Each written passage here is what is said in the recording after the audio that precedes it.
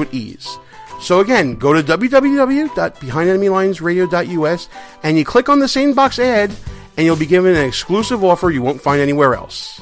Behind Enemy Lines. Gene Baradelli, back behind Enemy Lines.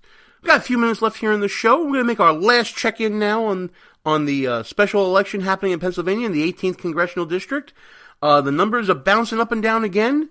As we're closing out the show, we're looking at, again, 0.4% in favor of Connor Lamb, according to the New York Times website.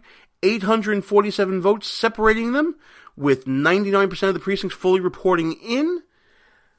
Again, folks, we're still within that 0.5% margin where I like to look at to think that the paper ballots might actually mean something. So buckle up in the days and weeks to come. I'm telling you, this isn't decided just yet. Well, let's end the show with a little bit of some local flavor here. Some news from the People's Republic of New York. You know, Behind Enemy Lines started out as a local show dealing with local issues in the city of New York and the state of New York. We've expanded our horizon since then, dealing with national news. And every now and then, we like to take it home a little bit on the show. Give you a little update of why we call this the People's Republic of New York. And we have a feature on our website at www.behindenemylinesradio.us called Reset the Clock. What that means is we have a running count-up clock that charts the number of days since the last New York elected official. And we're talking about, we're talking about the city level, we're talking about local levels, other municipalities, county levels, state assembly, state senate, statewide offices. We check to see when was the last time a New York official was arrested, was convicted of something, what have you.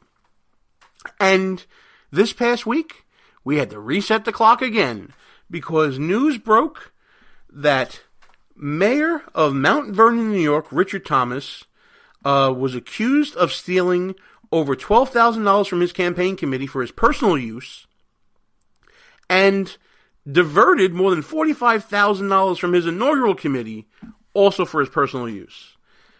Now, you would think that, you know, if you're listening from somewhere other than the People's Republic of New York, that this is probably an isolated incident. Oh no. In the past 18 months, this is the fifth current or former mayor in the People's Republic of New York that has had to face criminal charges. If you want to check out the names of the other ones, check out www.behindenemylinesradio.us. And, you know, this is not something that is unique to just those offices. In fact, the Rochester Democrat and Chronicle keeps a running tally of elected officials who have been indicted, convicted, and they follow all of them. There's a whole database of them. There's over 40 of these people. So the last one before this was back in January. Oh my goodness, we actually made it through February without an indictment or a conviction. Where Pamela Harris, who is an assemblywoman from Brooklyn, from the People's Republic of New York City, who was indicted on counts of fraud stemming from stealing money from Superstorm Sandy relief. That is the level of people getting elected in New York. And by the way, to round out our whole discussion about special elections, she was elected in a special election. Just to show you what bellwethers they could be.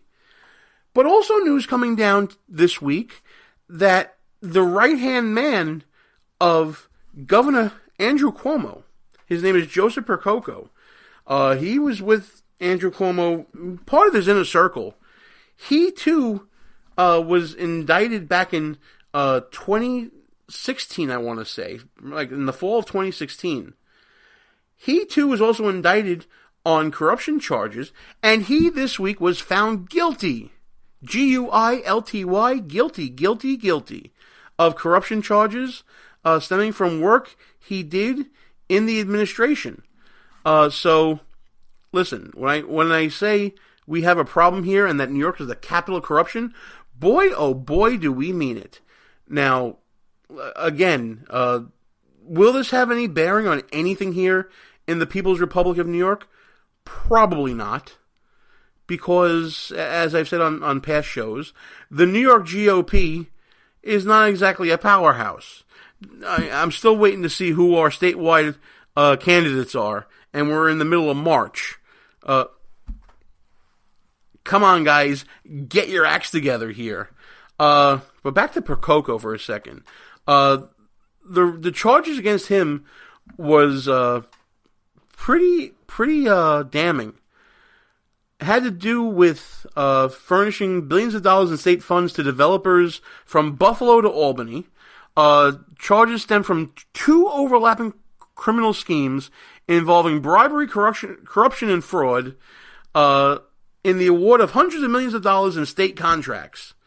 So, my oh my, we don't do things small here in the Empire State. We do it big. That's for sure. Now, I know some of the charges he was found not guilty, others he was found guilty. Will this be a blow to Andrew Cuomo and his campaign to win re-election? Probably not. As much as people want to say this is a big deal and there's a lot going on here, there's nobody out there that can beat him. There's no candidate out there that can take it to him. They can't match up in money. They can't match up in, the voting population, which is, more than 2-1 Democrat. If you look in the People's Republic of New York City, it's 8-1. It's just not going to happen. Maybe another Democrat will have the temerity to step up. Who knows? But there's no Republican challenge out there, folks. Don't delude yourselves. While this may be a victory for those who believe in good government, it's not a victory at the polls for anybody. Watch what happens. Cuomo's going to win in a walk. Even with his right-hand man being found guilty of corruption in connection with state money and awarding contracts. My, oh my, what a state we live in here.